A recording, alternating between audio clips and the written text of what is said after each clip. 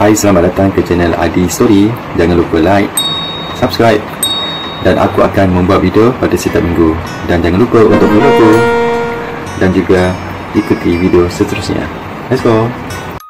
Channel Adi Story akan berkongsi cerita-cerita yang telah terjadi, sama ada kes kejadian, info, kisah-kisah seram, dan jika ada tambahan cerita atau info menarik, aku akan kongsikan.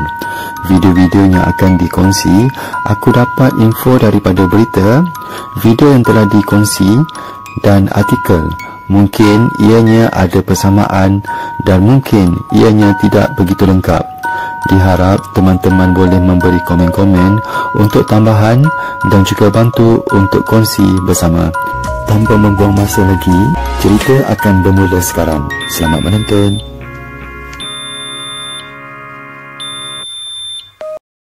Enam penuntut dapati bersalah sebabkan kematian Zulfarhan. Ianya berlaku di dalam bilik blok penginapan asrama Universiti Sungai Bersih di antara jam 2.30 pagi sehingga 5.30 pagi pada 21 Mei 2017. Bukan mereka berenam sahaja yang lakukan, tetapi bersama mereka ada lagi 12 orang yang turut didakwa lakukan dengan sengaja menyebabkan kecederaan terhadap Zulfarhan.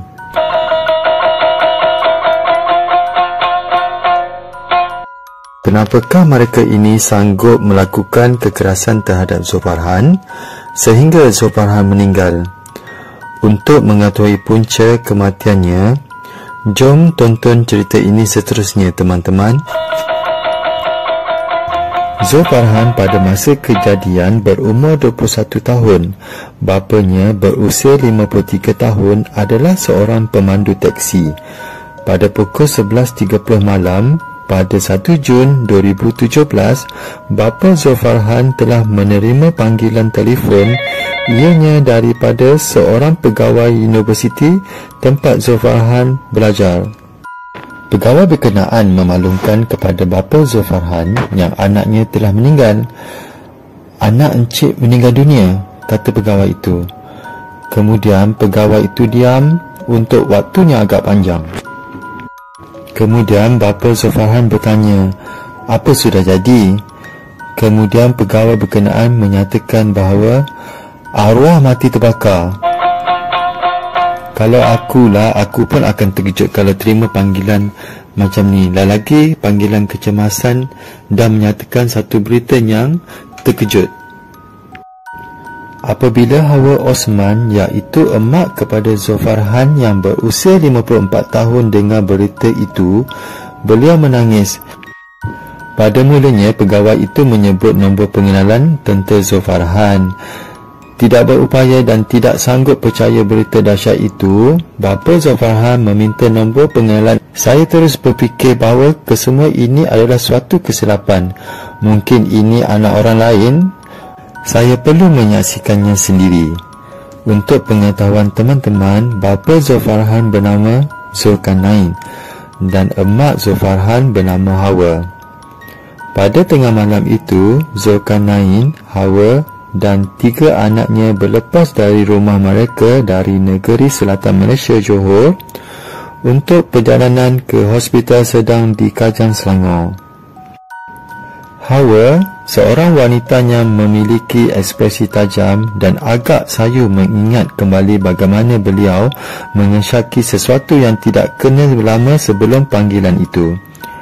"Anak saya selalunya menelefon setiap malam, tapi tiada panggilan lebih daripada seminggu kerana dia hilang telefonnya. Malah selepas beberapa hari saya rasa ada sesuatu yang tak kena," ujar Hawa.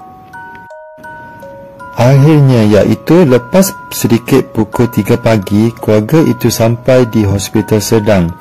Pegawai universiti tadi ada di situ untuk menyambut mereka.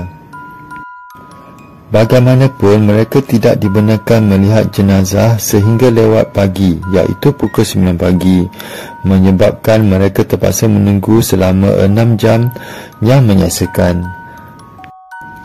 Sedih kan teman-teman? Ayah, emak dan adik-beradik Zulfarhan, mereka memadu jauh daripada Johor datang ke Sedang semata-mata untuk melihat jenazah anaknya dan terpaksa tunggu sampai keesokan hari.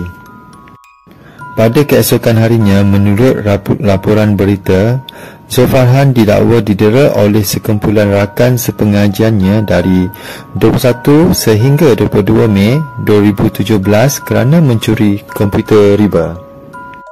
Nah teman-teman, inilah puncanya. Sebab kawan-kawan Zulfarhan, dia menyangka Zulfarhan telah mencuri komputer riba dan beliau telah ditekap dengan serika wap yang diheret sepanjang kaki dan tubuhnya. Ya Allah, serika tu kan panas, lagi diorang letakkan serika tu dekat kaki, letakkan dekat tubuh dan seret serika tu dari kaki ke badannya. Tengok betapa seksanya Zulfarhan pada masa tu, teman-teman. Juga mereka menggunakan seutas tali pinggang, hos getah dan sebuah penyangkut baju untuk mencerakan Zulfarhan. Bagi akulah, barang-barang semua ni macam setrika, tali pinggang, hos getah, penyangkut baju, tu semua kan benda yang boleh mencerakan. Pukul sedikit pun kita akan rasa sakitnya. Tak tahulah rasanya macam mana penyiksaan yang mereka lakukan pada Zulfarhan pada masa itu. Laporan berita yang sama menambah bahawa seminggu kemudian pada 27 Mei, dua daripada rakan sekumpulannya itu membawa Zulfarhan ke sebuah klinik di Bangi untuk rawatan. Mereka selanjutnya membawa beliau ke klinik itu lagi pada 31 Mei. Aku rasa dua orang daripada ramai-ramai tadi tu mungkin ada perasaan manusia sikit kot. Sebab itulah dua orang ni bawa Zulfarhan ke klinik. Memang sakit sioi luka-luka yang dialami oleh Zulfarhan tu, dengan ayahnya, dengan pukulan tu semua. Mestilah sakit. Kalau aku pun aku dapat bayangkan dalam keadaan macam tu.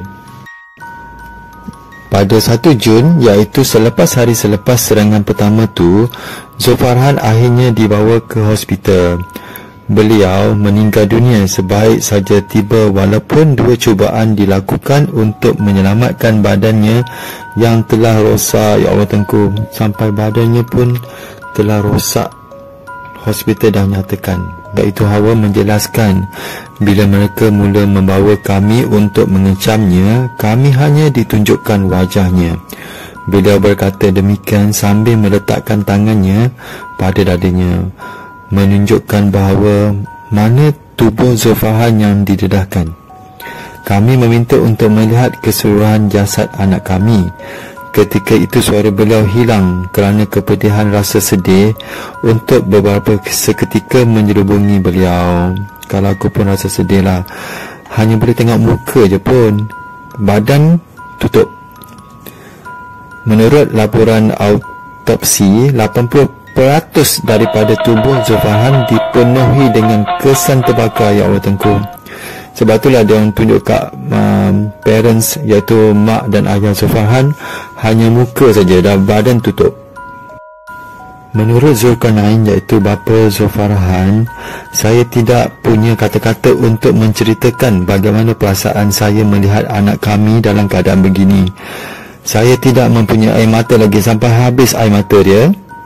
Masih lagi dalam pertanyaan otak ayah dan mak Zulfarhan. Sedih kan teman-teman? Kemudian jenazah Zulfarhan diserahkan kepada keluarganya pada pukul 3 petang pada 2 Jun 2017. Allahyarham dikebumikan di Johor pada petang itu. Sekarang aku akan berkongsi kronologi ringkas kes Zulfarhan. Pada 21 Mei 2017, Zulfarhan disoal siasat berhubung kehilangan komputer riba sebelum dibelasah beramai-ramai menggunakan serka wap, tali pinggang, getah paip dan penyangkut baju. Pada 27 Mei 2017, mangsa dibawa ke sebuah klinik swasta di Bandar Baru Bangi dan dibenarkan pulang. Pada 31 Mei 2017, mangsa dihantar ke sebuah kondominium di Bangi untuk berehat oleh dua pelajar universiti. 1 Jun 2017, saksi melihat Zulfarhan kaku sebelum dibawa ke Hospital Sedang dan disahkan meninggal. Pada 2 Jun 2017, jenazah Zulfarhan diserahkan kepada keluarga dan dikebumikan di Johor. Pada 14 Jun 2017, 6 penuntut universiti dihadapkan ke Mahkamah Magistrate atas pertuduhan membunuh dan bersubahat membunuh Zulfarhan. Pada 12 November 2017, Mahkamah Tinggi membenarkan permohonan pendakwaan untuk menggabungkan perbicaraan 19 penuntut universiti yang didakwa membunuh, subahat bunuh dan mencederakan Zulfarhan. Pada 29 Januari 2018, perbicaraan bermula. Pihak pendakwaan memanggil 31 saksi memberi keterangan, antaranya pakar perubatan forensik hospital. 31 Julai 2019, 18 penuntut universiti dipanggil membela diri terhadap pertuduhan membunuh, bersubahat membunuh dan mencederakan Zulfarhan. Seorang lagi, Muhammad Akmal Akif alias, dilepaskan dan dibebaskan daripada tuduhan mencederakan mangsa. Pada 2 Oktober 2019, kes pembelaan bermula. Seramai 20 saksi termasuk Ketua Jabatan Perubatan Forensik Hospital memberi keterangan. Pada 8 April 2021, pembelaan menutup kes. 29 dan 30 September 2021, penghujaan akhir kes pembelaan. Dan pada 2 November 2021, keputusan akhir kes pembelaan. Untuk keputusan kes, Mahkamah Tinggi Kuala Lumpur menjatuhkan hukuman penjara 18 tahun terhadap 6 penuntut universiti selepas didapati bersalah menyebabkan kematian tanpa niat terhadap pegawai kadet laut universiti Zulfarhan Osman Zulkarnain. Selesai sudah cerita dan keputusan hukuman terhadap pelaku yang menyebabkan kematian Zulfarhan. Adakah adil keputusan yang telah diputuskan terhadap pelaku-pelaku ini? Adakah patut hukuman yang lebih untuk pelaku-pelaku ini? Aku harap teman-teman boleh komen di bawah. Jika teman-teman suka video ini, jangan lupa bagi like, subscribe dan boleh juga komen jika ada tambahan perkongsian untuk kes Zulfarhan ini. Okeylah teman-teman, sekian dari Adi Story. Sampai jumpa lagi di video berikutnya. Terima kasih.